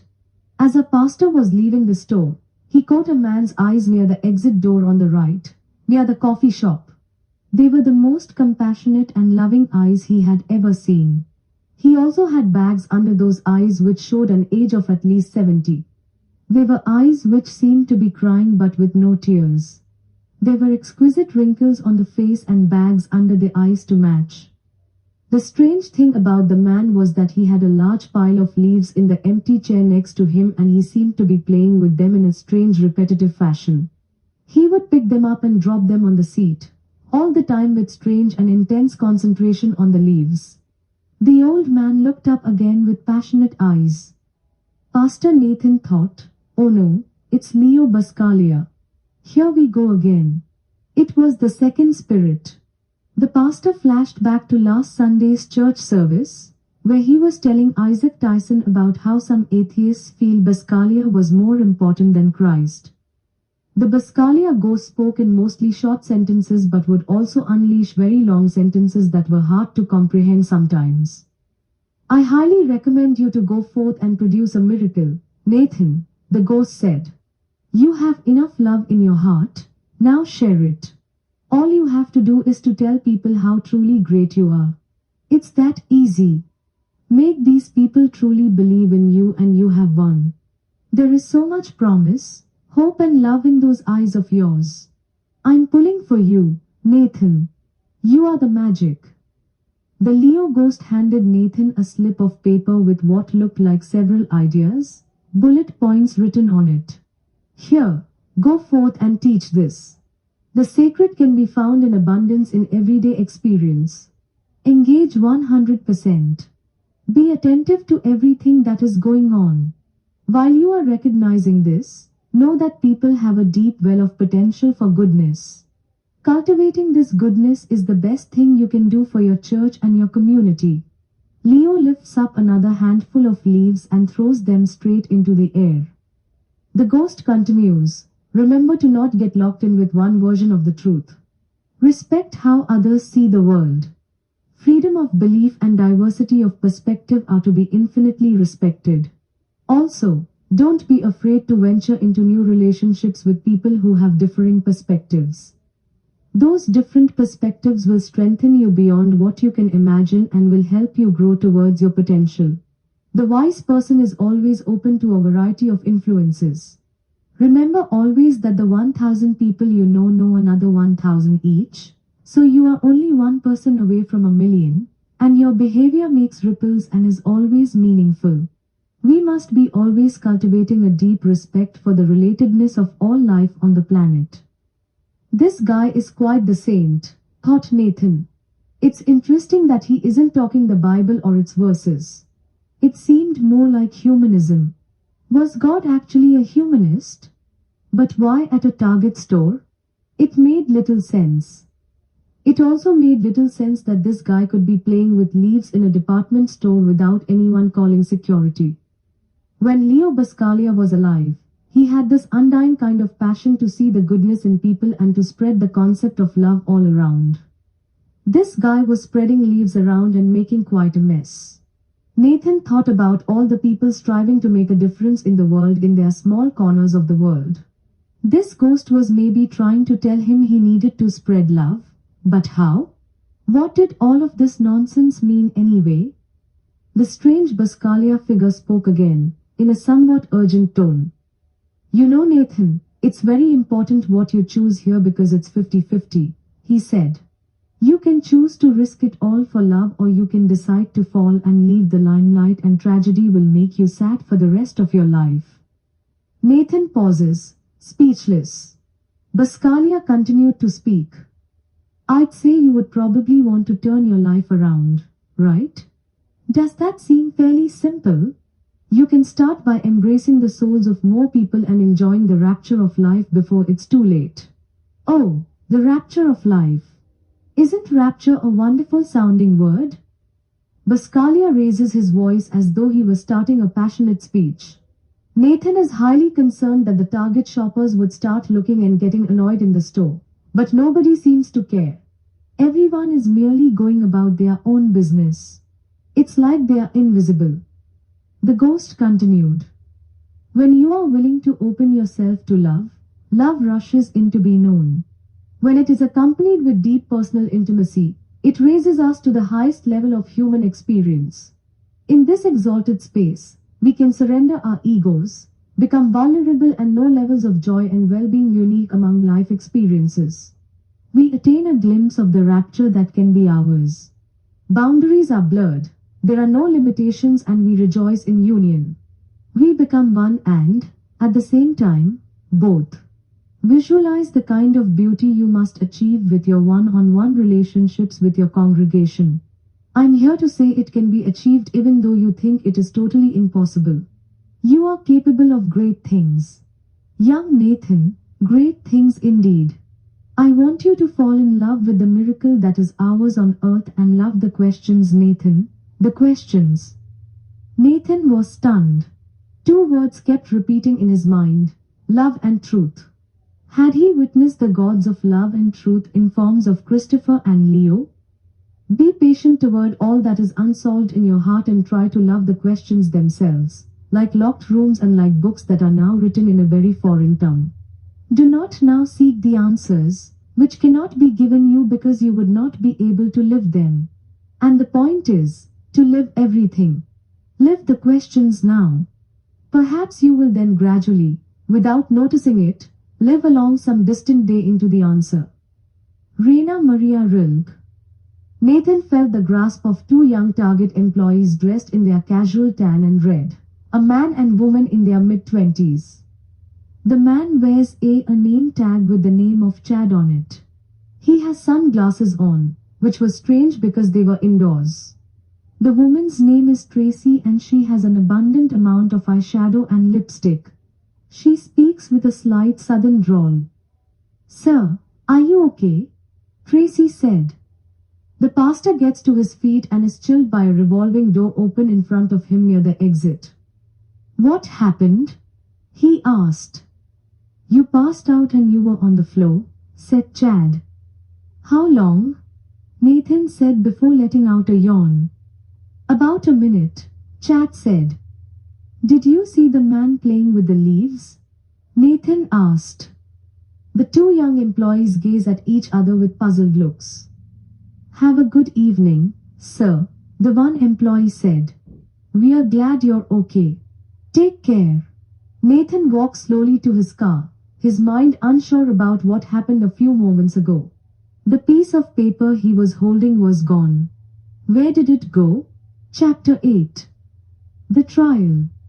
It was now late afternoon and 5 hours after the highly unusual Target department store experience. The minister had been fighting sleep trying to figure out what his late morning encounter with his second ghost meant.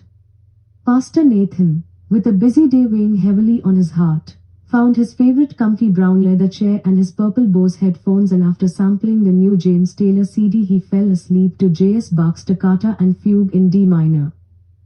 Garfield, his cat, nudged himself halfway down one leg with a paw over the other leg, purring to the comfort of snuggling with a warm human being. As the toccata rolled past its 10th minute, Rem was in full motion. In the pastor's dream was a short dark brown table, something that could exist in a Donald Trump boardroom. He could see he was beyond the 50th story in a big city as the gorgeous glass windows revealed. At the table were the two men he saw during the last few weeks. The mysterious men who looked a lot like Leo Buscaglia and Christopher Hitchens. They were lawyers on opposite sides of the room trying the case. Leo on the left and Christopher on the right. On the wall behind the two distinguished gentlemen were large gold letters on a dark blue background. Love and Truth. All of the sudden, a man, about 5'7", entered with a beautiful black judicial robe. He turned and faced the men.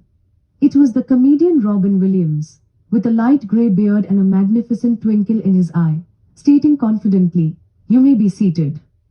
Then mumbling under his breath, the man said, "This is going to be fun." Seated comfortably in his chambers, Robin Williams says, "Love, you have the first word. Your introductory remarks, please." Before Nathan goes to heaven someday, let's show him what's at stake. It's the great and glorious battle between love and truth. And who better to moderate this debate than a comedian in a robe? Drum roll, please. By the way, a little laughter along the way never hurt anyone. Mr. Buscaglia, you have the floor. Thank you, Robin, Buscaglia said. I love your robe, by the way. I was brought here to play the role of love, and boy do I love to do that. If there's a God, and there probably is, he or she has to love love. It puts a smile on my face when I look into the face of a hopeful grandmother, hear a hearty laugh, watch a child win a sports competition, or sometimes just to glance out at a beautiful and peaceful lake on a warm fall day. The more we can fill our lives with things to love, the greater and more hopeful our lives become. It's that simple. There's nothing like the love of a friend. A single rose can be my garden, but a single friend can be my world. It is true.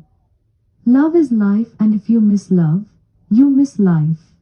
Too often we underestimate the power of a touch, a smile, a kind word, a listening ear, an honest compliment, or the smallest act of caring, all of which have the potential to turn a life around.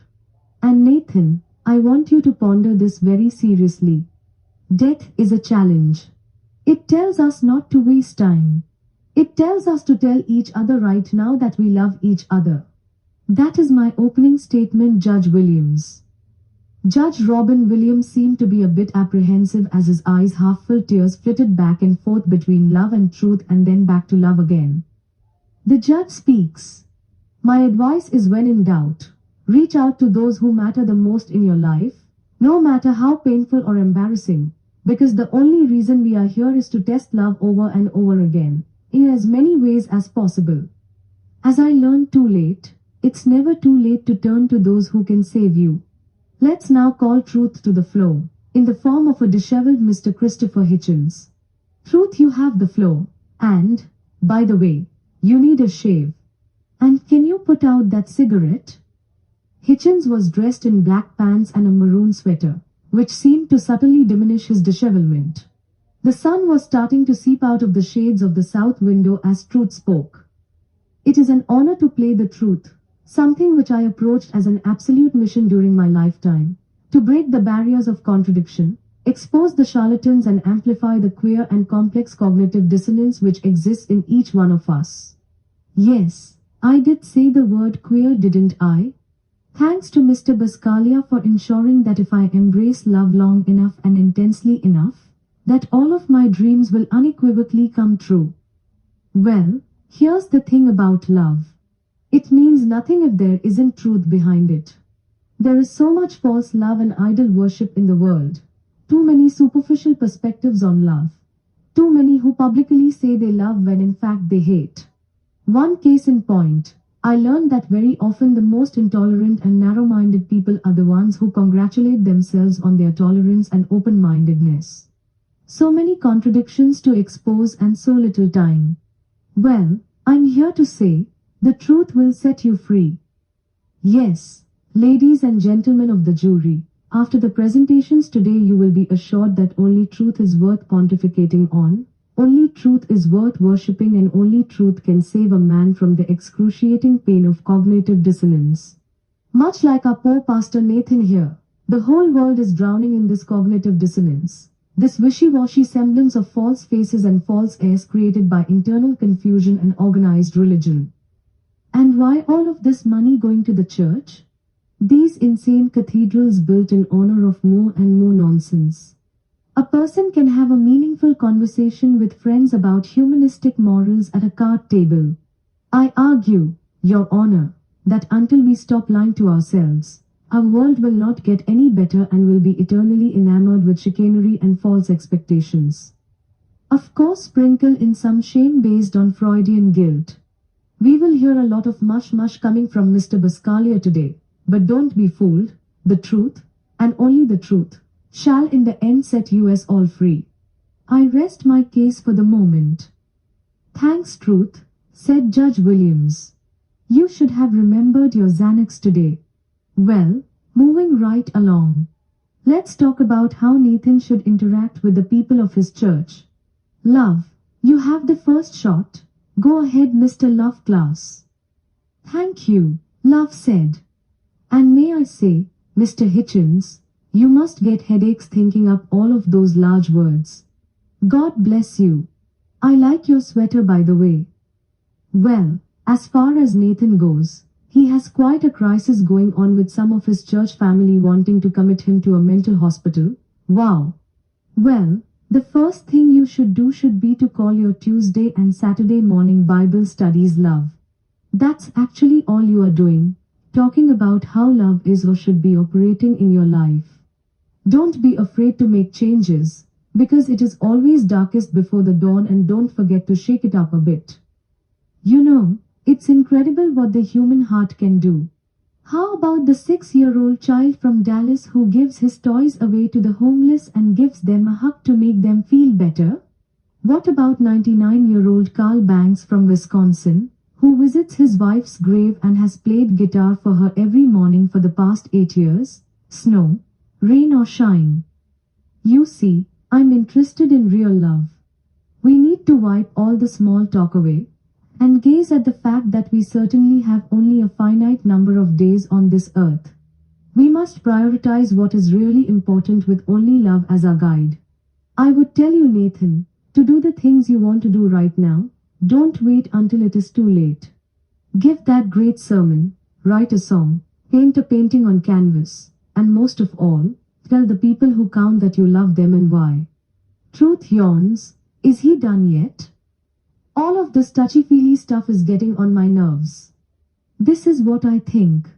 All of the hugs in the world will not give poor Nathan the information he needs to truly make his mark, to become the best orator and teacher possible. Judge, go on, Mr. Hitchens. Truth, here's what I think Nathan should do. Number 1, acknowledge and address all of the cognitive dissonance he experiences. He needs to learn how to think for himself more often and to truly own his thoughts and emotions. If you preach something, you actually need to believe it. I would say he should read some great literature and not be so dependent on a text, the Bible, that is over 2000 years old. The greatest gift we are given as human beings is the gift of the mind. If you don't use it, you lose it. Don't be afraid to read the great writers like Melville, Faulkner, Shakespeare, John Stuart Mill, Updike, Steinbeck, Hawthorne, Shelley, Homer, Bradbury, C.S. Lewis or the great George Orwell, to name a few. And listen more to the brilliance of piano sonatas or see a play in New York City once in a while. Judge, are you done yet? Truth, no, Your Honor. Dickinson, Swift, Frost, Austen, Proust, Conrad and Robert Louis Stevenson would also be good reading, and the list goes on and on and on. Judge, enough already. Stop, you're giving me an Excedrin headache. Truth, well, excuse me. Judge, so here is my verdict. My verdict is that both love and truth are important and none is more important than the other. Jesus sacrificed on the cross, so truth and love could one day set us free. What is important is that we strive for both with all of our passion and enthusiasm. Hitchens is giving the power sign and Leo is clapping and cheering. They are both walking over to congratulate each other. The judge continues, my challenge to Nathan is to express love and truth to his followers. Don't be afraid to release yourself from organized religion and its politics. Nathan, don't be afraid to speak your mind in new and profound ways. So, you are all wondering now why Robin Williams was picked to be a judge today, after making one of the worst judgments of all time, to end my life at the age of 63 when there were so many out there willing to lend a helping hand. Maybe I wasn't aware. Some people are coming out in public now saying that there was nothing that could be done. My message to you, Pastor Nathan, is there is always something that can be done. That there is never zero hope. We must always be searching for hope until the day we pass. I'm here with a heavy heart to say this to you all. This is the message you must give to your congregation, Nathan, that not all is lost, and even when you think your life has hit rock bottom, that love and truth must be everyone's holy grail until the day we die. We must all hang tightly to this precious miracle we call life until our last breath. What I'm saying is that no matter what you are facing in life, the love can be and stay alive. It can exist, and your life can be a living example of how to show agape in a newly creative and wonderful way. It can be done, and there is still time to figure it out. A big part of the answer is reaching out to others. Nathan snapped awake like a cat being dropped from a sofa after a deep sleep. What was that? He thought. Wow, what an interesting dream, and I remember most of it. Love and truth. Wow. I get it. Chapter 9. Nathan's moment of truth. Nathan felt a sense of renewed vigor for life and purpose and was looking forward to the day. He went to the blinds and noticed the sun had gone down and the street lights were on. There was a noise coming from the phone. Ring, ring, ring. It was odd old-fashioned ringtone on his Apple iPhone. It was an emergency at the mall, and the son of one of the members of his congregation was making a scene in a high-traffic area amongst hundreds of holiday shoppers. Roger Arch, the retired math teacher, was with his niece, Lily, at the mall when they spotted a man who climbed up to the third level and he was seen dangling himself on the edge of one of the railings. Roger called Nathan right away because he remembered his contact number from the church program. Nathan put on his light coat and hat and off he went, dashing off to the mall, which was only about a half-mile from the pastor's home. There were 3 police cars outside of J.C. Penney near the main mall entrance. Officer Pullen walks up to the pastor who is breathing hard after some fast walking. "Are you the minister? Right this way please." Officer Pullen turned to Nathan. "Look up there." He handed Nathan a bullhorn and whispered, "You're on." It was Harold Cranby's son, Jason, 21 years of age. He had been treated for depression and Nathan had conducted some family counseling with the Cranby family recently. Lloyd Cranby, with all of the color drained out of his face and the worried look of a father who may have to grapple with enormous tragedy. "Jason Cranby, is that you?" called out Nathan. Jason had also undergone sensitive surgery for a tumor in his brain last year after having headaches for more than a year.